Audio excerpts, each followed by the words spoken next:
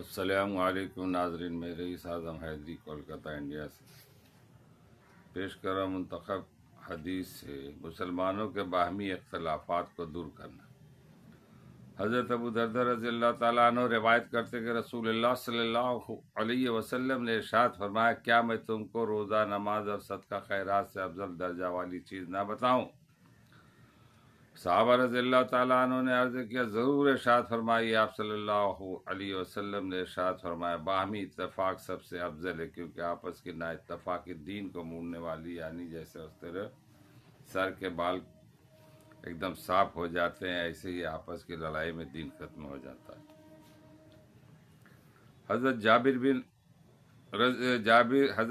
رضی اللہ تعالیٰ نے فرماتے کہ میں نے نبی کریم صلی اللہ علیہ وسلم کو یہ ارشاد فرماتے ہوئے سنا، شیطان اس بات سے تو مایوس ہو گیا کہ جزیرہ عرب میں مسلمان اس کی پرستش کرے، یعنی کفر و شرک کرے، لیکن ان کے درمیان فتنہ و فساد پھیلانے، ان کو آپس میں بھڑکانے سے مایوس نہیں ہوا۔ حضرت ابو ہریرہ رضی اللہ تعالیٰ نے روایت کرتے کہ رسول اللہ صلی اللہ علیہ وسلم نے ارشاد فرمایا، ہر پیر اور جمعرات کے دن اللہ تعالیٰ کے سامنے بندوں کے اعمال پیش کیے جاتے ہیں، چنانچہ اللہ تعالیٰ اس دن ہر اس شخص کی جو اللہ تعالیٰ کے ساتھ کسی کو شریک نہ ٹھہراتا ہو مغفرت فرماتے ہیں، البتہ وہ شخص اس بخشش سے محروم رہتا ہے جس کی اپنے کسی مسلمان بھائی سے دشمنی ہو۔ اللہ تعالیٰ کی طرف سے فرشتوں کو کہا جائے کہ ان دونوں کو رہنے دو جب تک آپس میں صلح صفائی نہ کر لیں، دونوں کو رہنے دو جب تک آپس میں صلح صفائی نہ کر لیں۔ اس حدیث سے یہ پتہ چلتا ہے، اللہ کے رسول صلی اللہ علیہ وسلم فرما رہے ہیں کہ آپس میں ہم لوگوں کو ہمیشہ ایک دوسرے سے مل جل کر رہنا چاہیے، کوئی اختلاف کی بات نہیں۔ یہ مسلمان اور مومن کی پہچان ہے۔ یہاں تک کہ اللہ تعالیٰ بھی ایسے لوگوں کو بخشتے نہیں ہیں، معاف نہیں فرماتے، جیسا کہ ابھی کہ اللہ تعالیٰ کی طرف سے فرشتوں کو کہا جائے دونوں کو رہنے دو جب تک کہ آپس میں صلح صفائی نہ کرے۔ اس لیے کہا گیا ہے کہ جس سے بھی کوئی معاملہ بگڑ جائے تو یہ الگ بات ہے، آپ سے اسے میل نہیں کھاتا ہو کسی نظریے کے تحت، تو آپ ان سے بات نہیں کرتے ہوں، دلی تکلیف ہوتی، مگر یہ کہ دعا سلام آپ کو کرتے رہنا چاہیے۔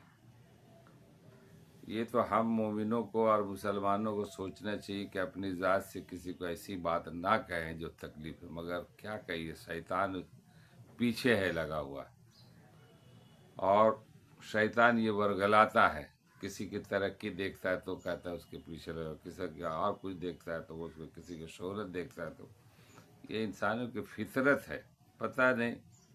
اب یہ بھی مصلحت ہے خداوندی کہیے، کیا کہیے، آزمائش کے طور پر، کہ دیکھتے ہیں اس آدمی کے اندر کتنا صبر کرنے کے صلاحیت ہے، توفیق ہے، یہ بھی تو بات ہو سکتی ہے۔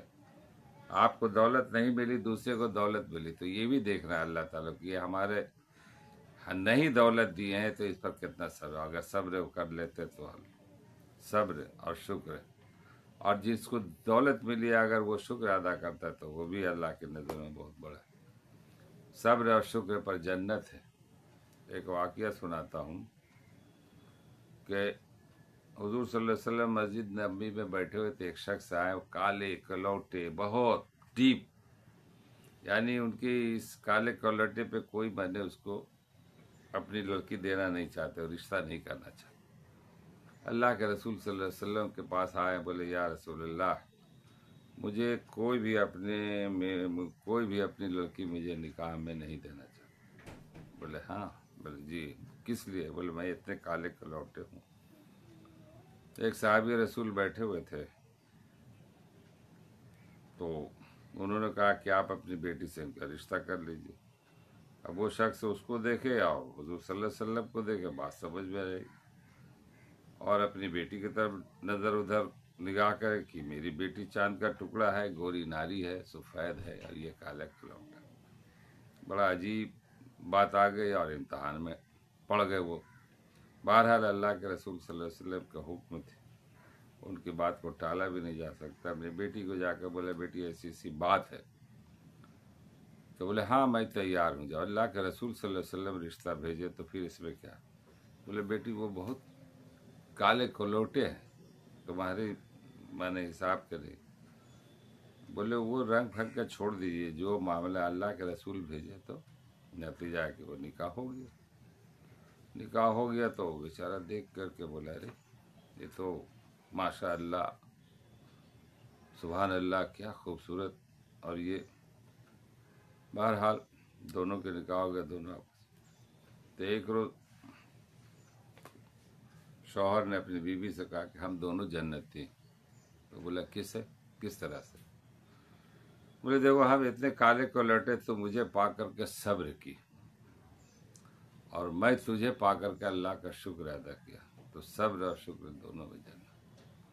تو یہ ہے معاملہ۔ اگر ہمارے پاس دولت نہیں ہے، شہرت نہیں ہے، علم نہیں، جس حال میں ہے ہم کو اللہ کا شکر ادا کرنا، صبر کرنا، یہ ہے اصل مومن کی پہچان۔ ہو سکتا ہے اس کے بدل میں ہمارے آخرت میں جنت میں اللہ تعالیٰ بہت بڑا انعام رکھا ہوگا۔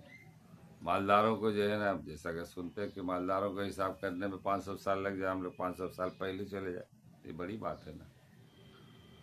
اللہ تعالی ہم لوگوں کو پڑھنے سننے سے زیادہ عمل کرنے کی توفیق عطا فرمائے۔ میں اس ویڈیو کو آپ لوگوں تک یہ پڑھ کر سنا کر آپ کے پاس یہ بھیجتا ہوں، تاکہ آپ کے شاید تیرے دل میں اتر جائے میری بات، اور اللہ رسول کی بات یہی ہے اصل صحیح راستہ، اور سچائی کا راستہ یہی ہے، اسی پر عمل کریں۔